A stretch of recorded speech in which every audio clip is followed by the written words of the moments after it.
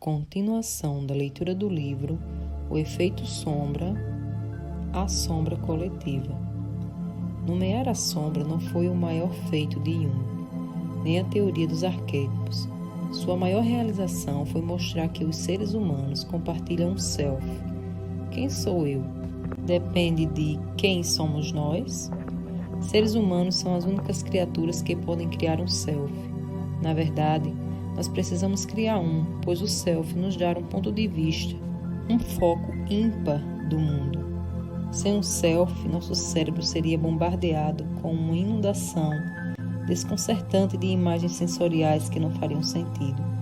Bebês são incêndios de um self e passam os 3 primeiros anos criando, elaborando sua personalidade e preferências, temperamento e interesses. Toda mãe pode afirmar que o tempo que o bebê passa como um quadro em branco é mínimo, se é que existe. Ingressamos no mundo não como passivos receptores de dados, mas como ávidos criadores, uma vez que você se torna um self individual, com necessidades, crenças, impulsos, tendências, desejos, sonhos e temores. Subitamente o mundo faz sentido. Eu e meu existem por um motivo, para lhe dar um direito pessoal no mundo. Todos temos um self e nos empenhamos muito em defendê-lo, em defender seu direito de existir. Mas nossa criação é frágil. Experimentamos crises pessoais, tais como a morte súbita de uma pessoa amada ou a descoberta de que estamos gravemente doentes. Qualquer crise que ataque nosso senso de bem-estar também ataca nosso senso de self. Se você perde sua casa, ou todo o seu dinheiro, ou seu parceiro, esse acontecimento externo envia mensagens de medo e dúvida ao seu self. A qualquer momento em que você sente que seu mundo está ruindo, o que realmente está ruindo é o self e sua confiança que compreende a realidade.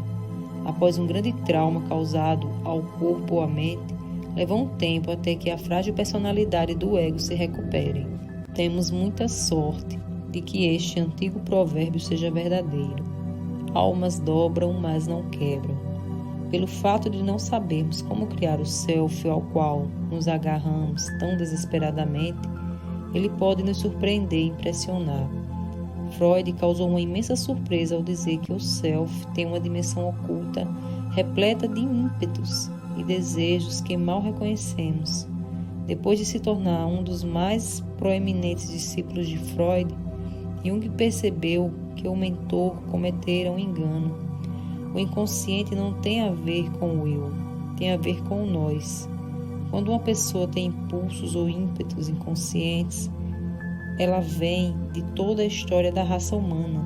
Segundo Jung, cada um de nós está ligado a uma consciência coletiva, como ele assim chamava. A noção de que você e eu criamos nossos selfies separados e isolados é uma ilusão.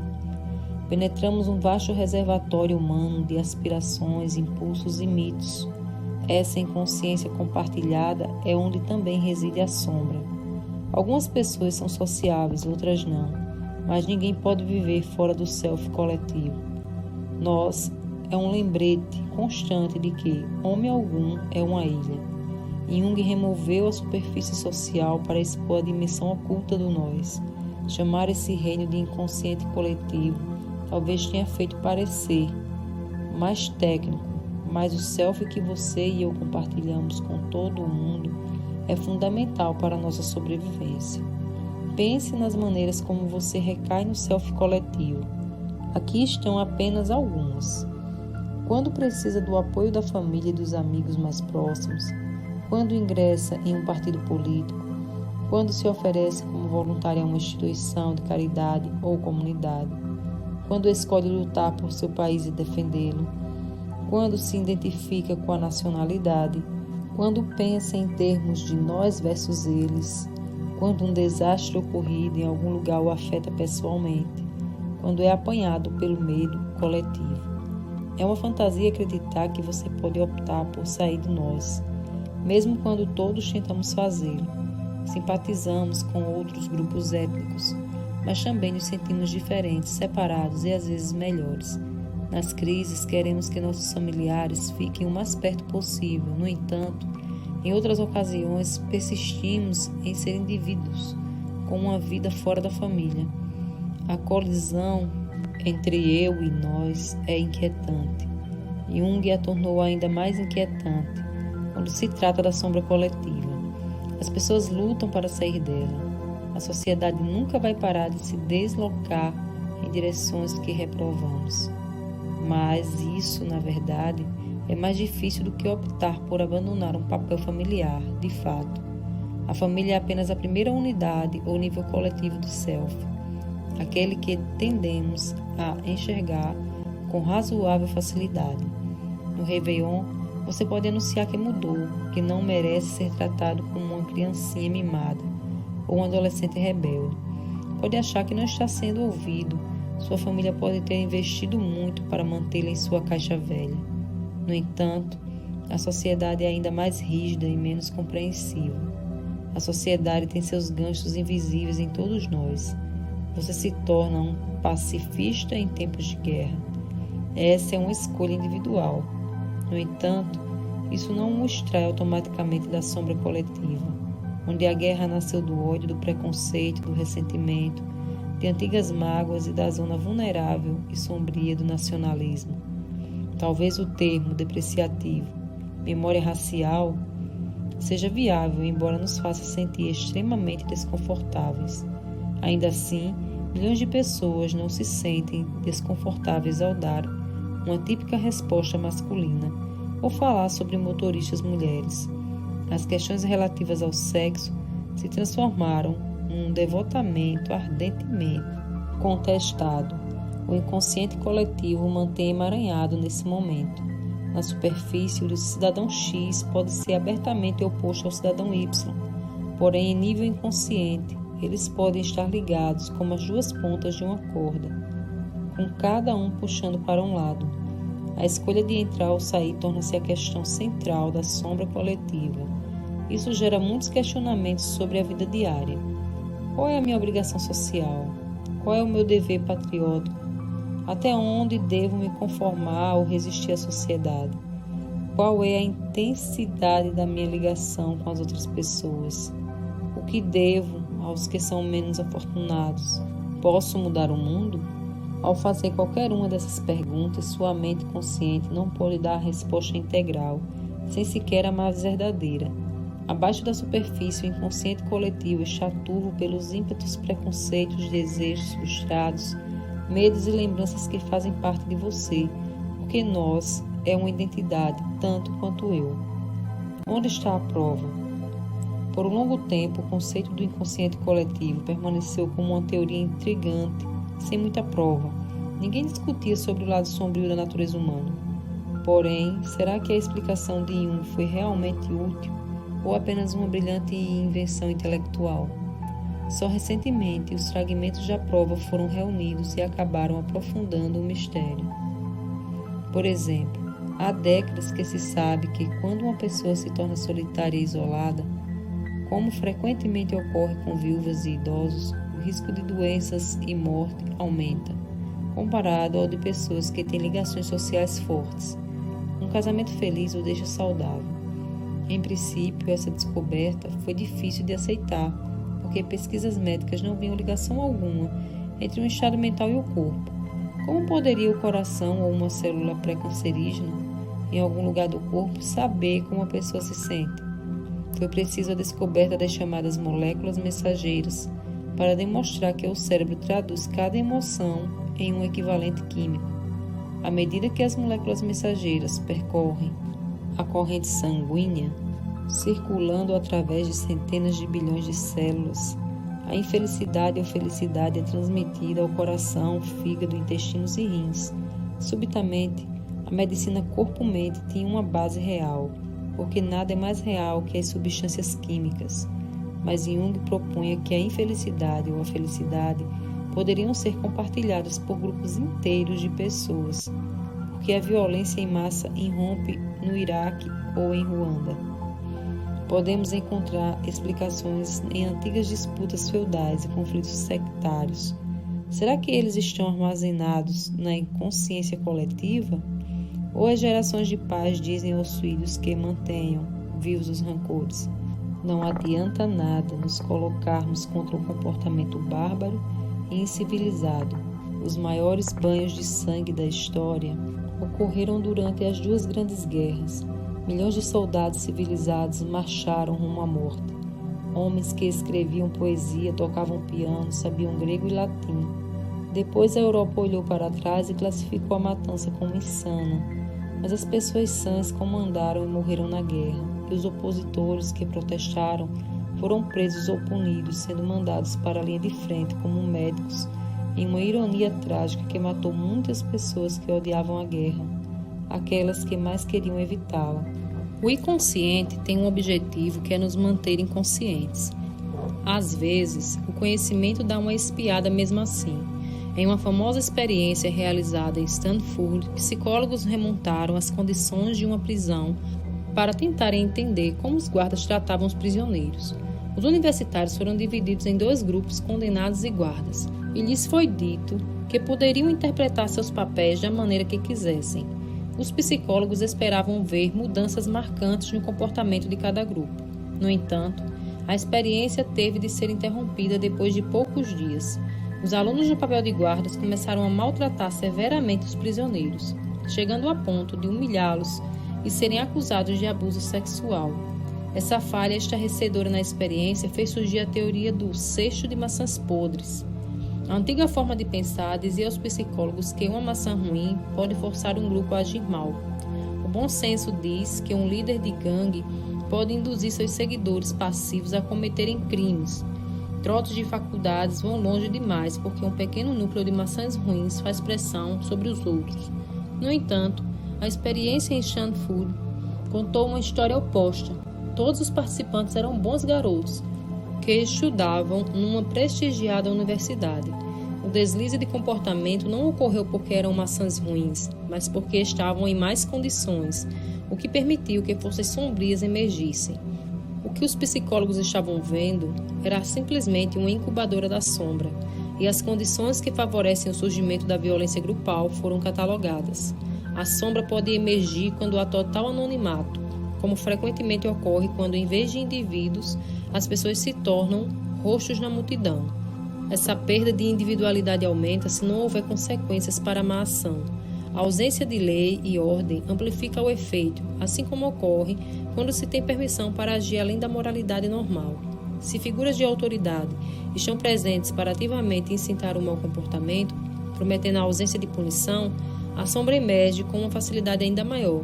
Nem precisamos piorar a situação acrescentando a pobreza, o analfabetismo e os antigos laços tribais, mas eles obviamente pioram a situação, assim como qualquer tipo de pensamento, nós versus eles. Quando digo que a sombra pode emergir, quero dizer que pode surgir qualquer tipo de patologia em massa. A experiência da prisão de Stanford veio à tona para explicar os abusos na prisão de Abu Ghraib durante a guerra do Iraque. Porém, se percebêssemos que os guetos também são exemplos de cestos de maçãs podres, nos quais existem maçãs boas, não correríamos a ideia de pensar na subclasse como moralmente inferior ou pior. A destruição do ecossistema é uma forma de violência contra o planeta, embora envolva boas pessoas fazendo coisas ruins, porque tiveram permissão para isso, e não tem de encarar nenhuma punição, exceto os danos ao longo prazo, que todos enfrentamos, os quais podem ser ignorados, negados ou deixados de lado até amanhã. Quando as pessoas despertam do mau comportamento, parecem desnorteadas e confusas. A violência que infligiram parece um sonho, embora tenham participado ativamente de horrores como a guerra e o genocídio. Portanto, a sombra nos encurrala de 2 maneiras. Ela nos mantém conscientes e depois irrompe como uma força inacreditável a qualquer momento que queira. Você pode dizer, o que isso tem a ver comigo? A maioria de nós não participou de uma erupção da sombra como ocorreu em Abu Ghraib. Em vez de empatia pelos soldados que cometeram abuso de poder, buscamos bodes expiatórios para punir, pois é mais fácil viver com a explicação da maçã podre. No entanto, quando você faz algo inocente como dirigir seu carro, está despejando mais de 8 kg de dióxido de carbono no ar, um gás que coloca o planeta em perigo. Como sociedade, poderíamos corrigir esse mau comportamento em alguns anos, se nos dispuséssemos a isso. As soluções já existem, desde carros menos poluentes e transporte coletivo, até combustíveis alternativos. Por que não as exploramos inteiramente? Porque permanecer inconsciente é mais fácil.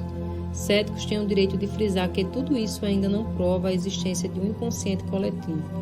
Não deixar a prova de que membros de uma sociedade são invisivelmente ligados, sem palavras nem pressão de amigos que os unam. O novo campo da sociologia está estudando o contágio social, um fenômeno profundamente misterioso que poderá modificar tudo o que pensamos sobre nosso comportamento. Todos temos experiências em relação à moda e tendências passageiras. Do nada, todos parecem fazer algo novo, seja mandando mensagens de texto, ou acessando o MySpace ou o Twitter, ou brincando com um novo videogame.